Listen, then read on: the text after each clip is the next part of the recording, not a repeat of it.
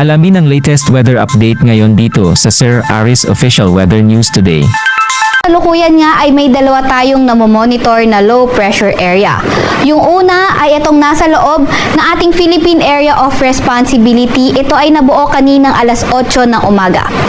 And as of 3 p.m. today, ito ay nasa may layong 100 kilometers west-northwest ng Coron, Palawan. Itong low pressure area na ito ay naka-embed or nakapaloob dito sa Intertropical Convergence Zone o ITCZ na nakakaapekto sa may Southern Luzon, Visayas at Mindanao. At dahil nga sa Intertropical Convergence Zone, asahan natin yung maulap na papawirin at mga kalat-kalat na pag-ulan, pagkidlat pagkulog sa Metro Manila, sa may Calabarzon, sa may Bicol Region, sa may Mimaropa at Visayas. Kaya yung ating mga kababayan na inuulan ng mga nakaraang araw pa ay pinag-iingat nga natin sa mga banta ng pagbaha o pagguho ng lupa.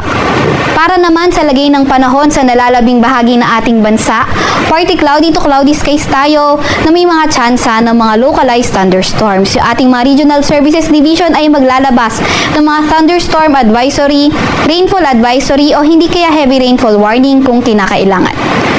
Yung pangalawa naman nating namomonitor na low pressure area na nasa labas ng ating Philippine Area of Responsibility ay nabuo kanina alas 2 ng hapon at nasa may layong 2,525 kilometers east ng extreme northern Luzon. Itong low pressure area naman na ito ay hindi natin tinatanggal yung posibilidad na maging isang ganap na bagyo. Kaya patuloy tayo mag-antabay ng update sa Pag-asa.